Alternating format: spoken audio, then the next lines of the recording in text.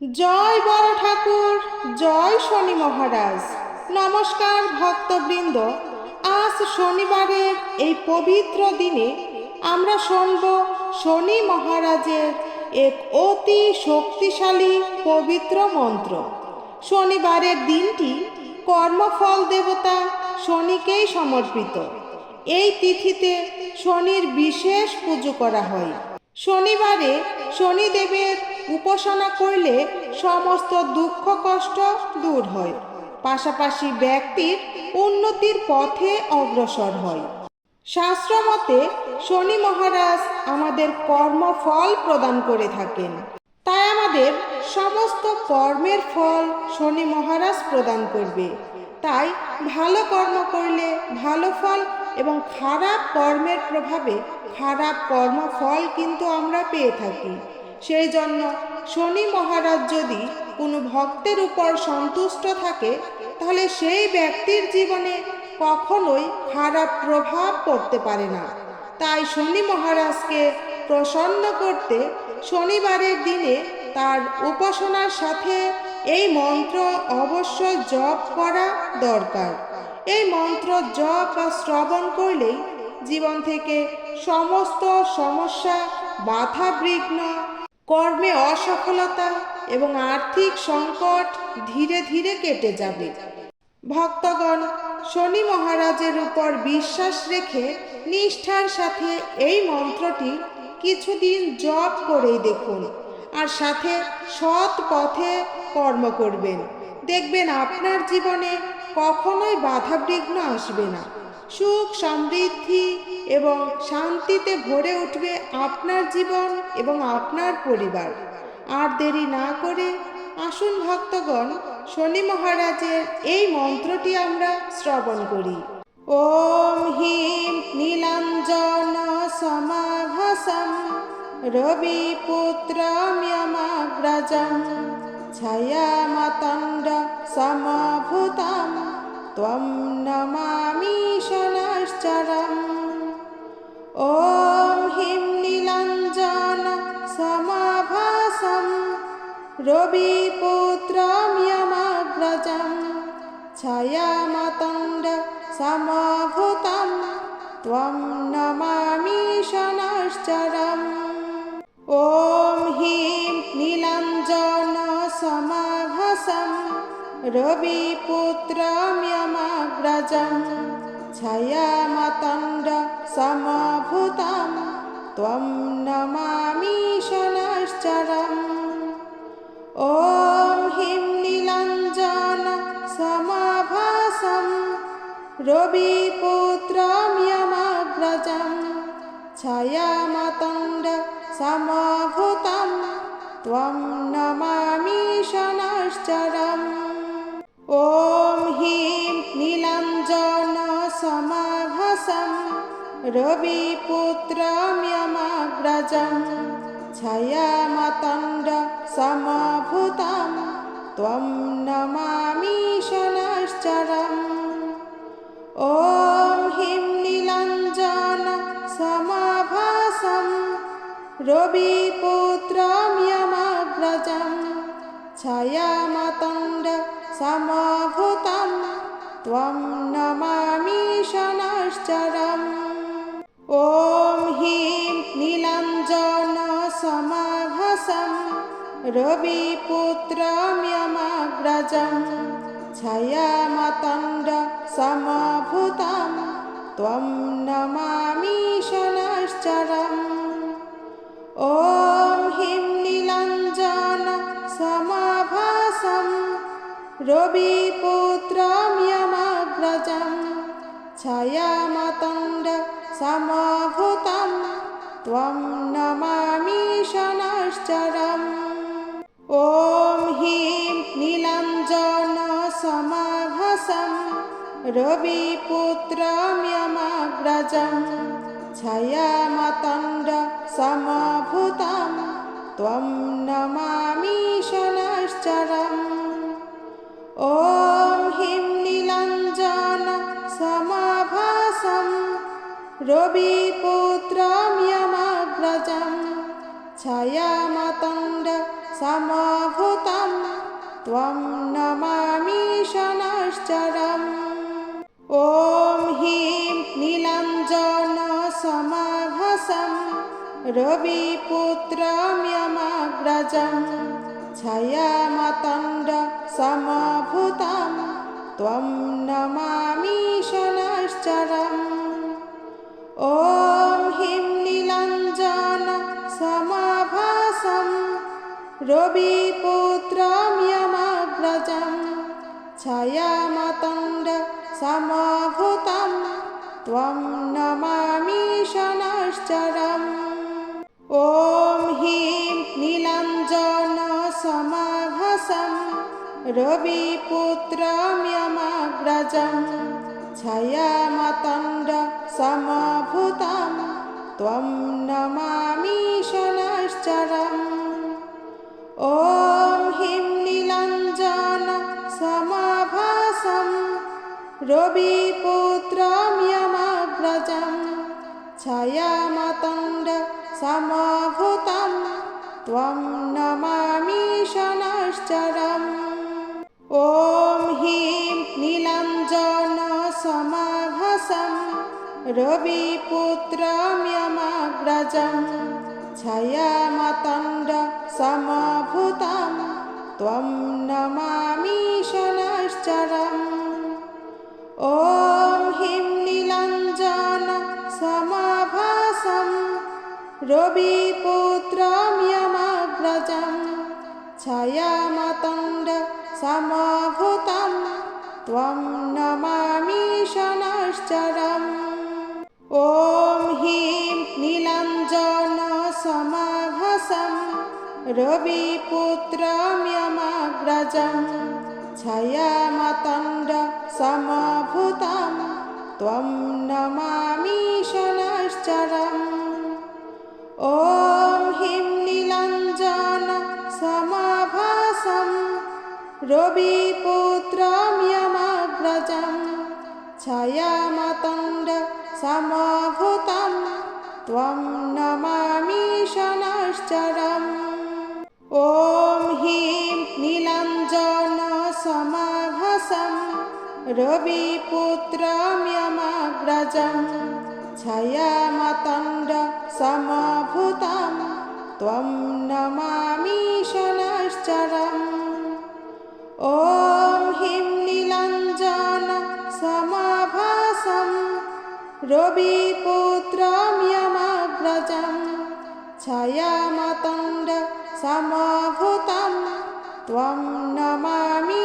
शनैश्चरम् ॐ ह्रीं नीलाञ्जनसमाभासं रविपुत्रं यमग्रजं छायामातण्डसमभूतं त्वं नमामि शनैश्चरम् ॐ ह्रीं नीलाञ्जनसमाभासं रविपुत्रं यमग्रजं छायामातण्डसमभूतं त्वं नमामि शनैश्चरम् ॐ ह्रीं नीलाञ्जनसमाभासं रविपुत्रं यमग्रजं छायामातण्डसमभूतं त्वं नमामि शनैश्चरम् ॐ ह्रीं नीलाञ्जनसमाभासं रविपुत्रं यमग्रजं छायामातण्डसमभूतं त्वं नमामि शनैश्चरम् ॐ ह्रीं नीलाञ्जनसमाभासं रविपुत्रं यमग्रजं छायामातण्डसमभूतं त्वं नमामि शनैश्चरम् ॐ ह्रीं नीलाञ्जनसमाभासं रविपुत्रं यमग्रजं छायामातण्डसमभूतं त्वं नमामि शनैश्चरम् ॐ ह्रीं नीलाञ्जनसमाभासं रविपुत्रं यमग्रजं छायामातण्ड समभूतं त्वं नमामि शनैश्चरम् ॐ ह्रीं नीलाञ्जन समभासं रविपुत्रं यमग्रजं छायामातण्ड समभूतं त्वं नमामि शनैश्चरम् ॐ ह्रीं नीलाञ्जन समभासं रविपुत्रं यमग्रजं छायामातण्ड समभूतं त्वं नमामि शनैश्चरम् ॐ ह्रीं नीलाञ्जन समभासं रविपुत्रं यमग्रजं छायामातण्ड समभूतं त्वं नमामि शनैश्चरम् ॐ ह्रीं नीलाञ्जन समभासं रविपुत्रं यमग्रजं छायामातण्ड समभूतं त्वं नमामि शनैश्चरम् ॐ ह्रीं नीलाञ्जन समभासं रविपुत्रं यमग्रजं छायामातण्ड समभूतं त्वं नमामि शनैश्चरम् ॐ ह्रीं नीलाञ्जन समभासं रविपुत्रं यमग्रजं छायामातण्ड समभूतं त्वं नमामि शनैश्चरम् ॐ ह्रीं नीलाञ्जन समभासं रविपुत्रं यमग्रजं छायामातण्ड समभूतं त्वं नमामि शनैश्चरम् ॐ ह्रीं नीलाञ्जन समभासं रविपुत्रं यमग्रजं छायामातण्ड समभूतं त्वं नमामि शनैश्चरम् ॐ ह्रीं नीलाञ्जन समभासं रविपुत्रं यमग्रजं छायामातण्ड समभूतं त्वं नमामि शनैश्चरम् ॐ ह्रीं नीलाञ्जन समभासं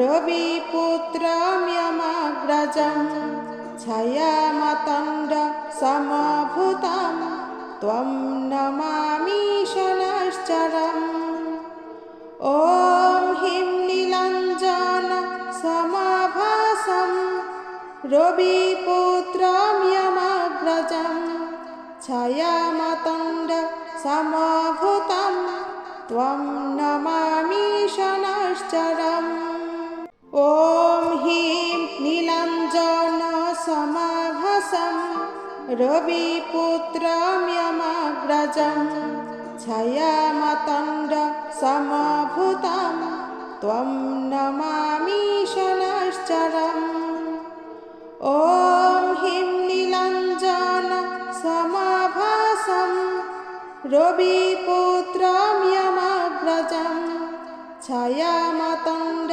समभूतं त्वं नमामि शनैश्चरम् ॐ ह्रीं नीलाञ्जन समभासं रविपुत्रं यमग्रजं छायामातण्ड समभूतं त्वं नमामि शनैश्चरम् ॐ ह्रीं नीलाञ्जन समभासं रविपुत्रं यमग्रजं छायामातण्ड समभूतं त्वं नमामि शनैश्चरम् ॐ ह्रीं नीलाञ्जन समभासं रविपुत्रं यमग्रजं छायामातण्ड समभूतं त्वं नमामि शनैश्चरम्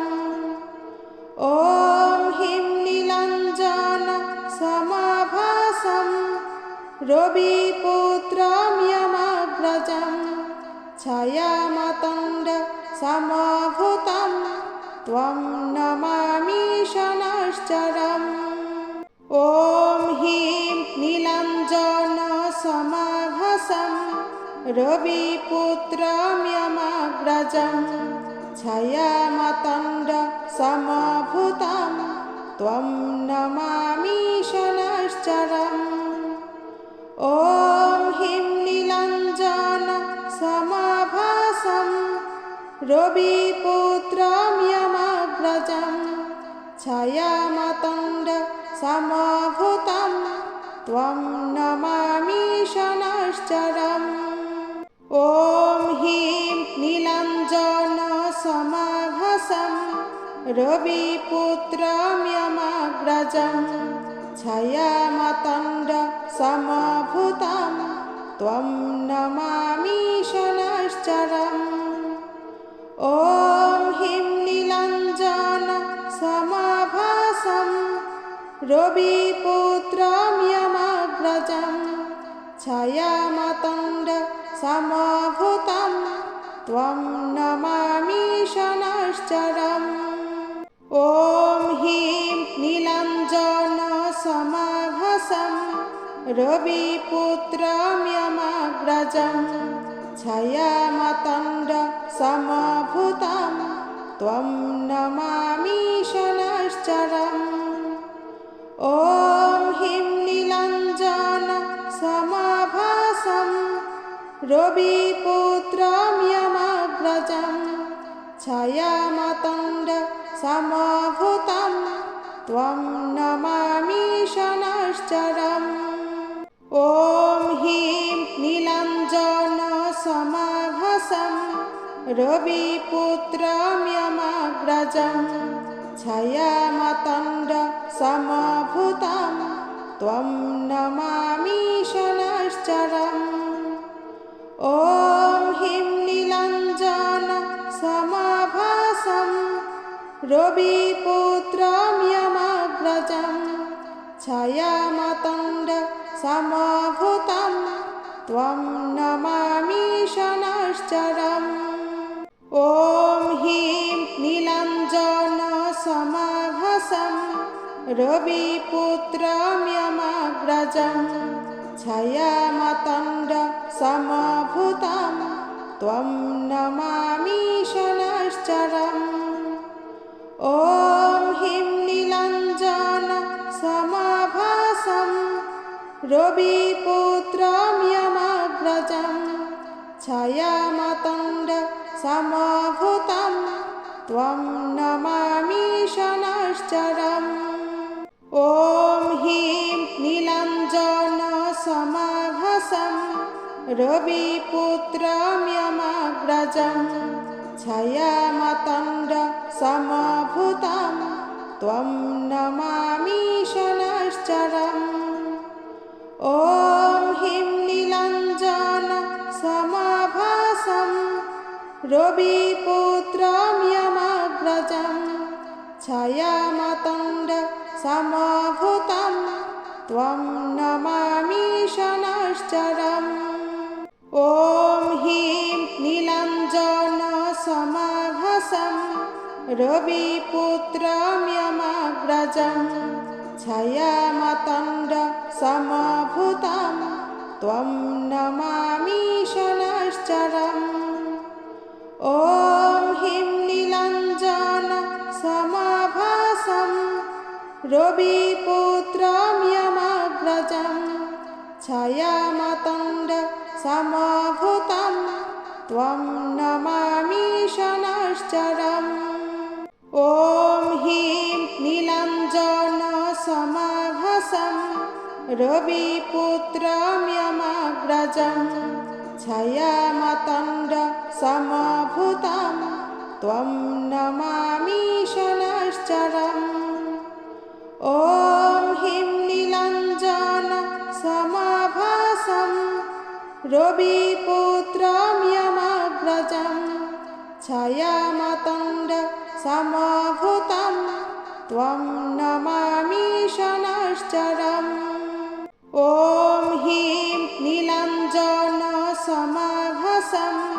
रविपुत्रं यमग्रजं छायामातण्डसमभूतं त्वं नमामि शनैश्चरम् ॐ ह्रीं नीलाञ्जनसमाभासं रविपुत्रं यमग्रजं छायामातण्डसमभूतं त्वं नमामि शनैश्चरम्